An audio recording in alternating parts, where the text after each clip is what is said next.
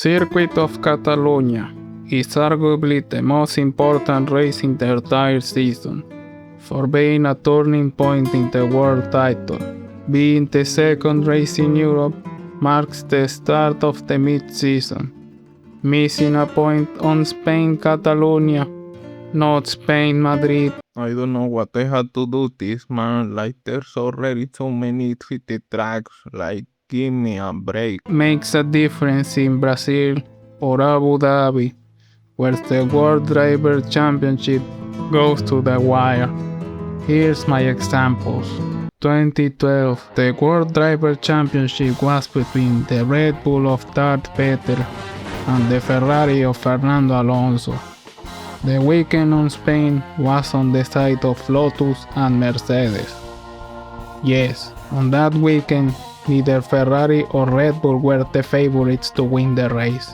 The favorites were the Iceman, Kimi Raikkonen, the Poleman, Lewis Hamilton, and Pastor Maldonado, aka the GOAT, aka Crash Thor, aka Maldonado, aka Tractor Crash Tornado. You get my point. Lewis got the pole on Saturday, but thanks to McLaren not having enough money to have enough gas on the tank, they got DQ for having no gas on the tank. Maldonado got the pole on Sunday. Crazy, right? What's even more crazier was that the guy known for spending the GDP of his country on F1 repair bills gave us a one-of-a-lifetime masterclass in tire management, something that Alonso wasn't able to resolve on his Ferrari, giving Williams his last F1 win and Pastor Maldonado his only win. Now, why did this matter? Alonso couldn't beat the murder man on race, and he missed out 3 points, the same difference that defined the World Driver Championship that year, giving Vettel the World Driver Championship and Ferrari losing the last real shot for a Ferrari world title. 2016, the Mercedes domination arc was in full swing. The Demon King, Sir Lewis Hamilton, was on a 2 World Driver Championship streak, and his teammate at the time, Nico Rosberg, had none. Before the weekend in Spain, Nico was on a roll with 4 wins in a row, making his world title chances very likely.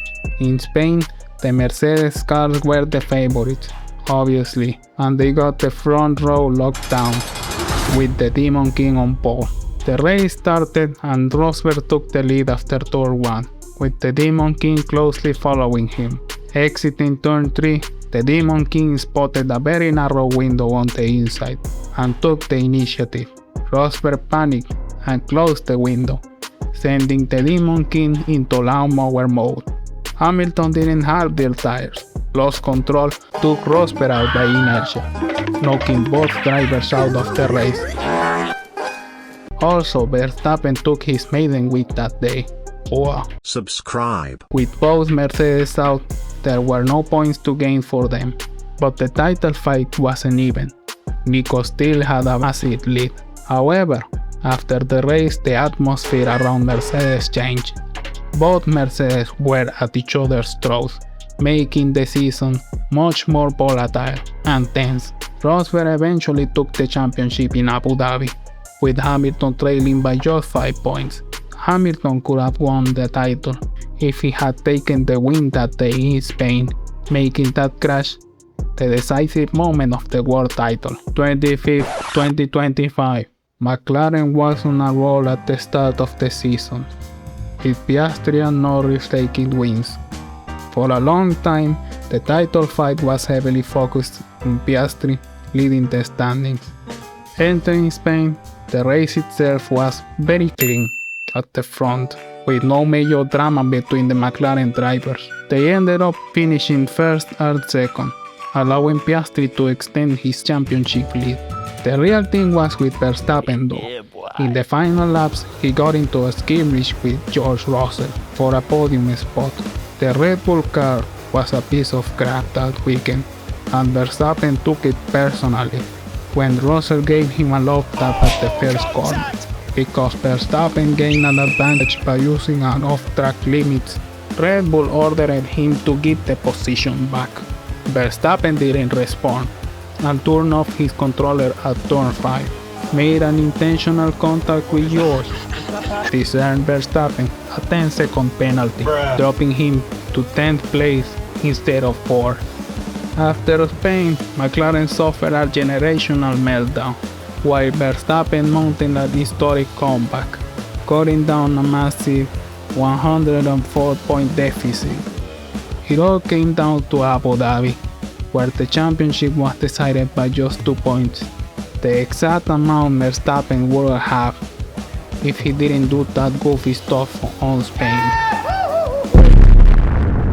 As I exposed, Spain marks a before and after on the World Driver Championship, whether by doing goofy stuff, making miracles, or just by doing your job, as you are supposed to do.